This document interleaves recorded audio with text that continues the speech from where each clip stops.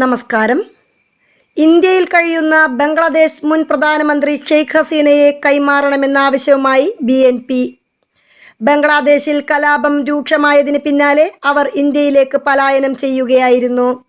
ഇതിനുശേഷം ഷെയ്ഖ് ഹസീനയ്ക്കെതിരെ രജിസ്റ്റർ ചെയ്ത വിവിധ കേസുകളിൽ വിചാരണ നേരിടുന്നതിനായി ബംഗ്ലാദേശിന് കൈമാറണമെന്നാണ് രാജ്യത്തെ പ്രധാന പ്രതിപക്ഷ പാർട്ടിയായ BNP ആവശ്യപ്പെട്ടിരിക്കുന്നത്.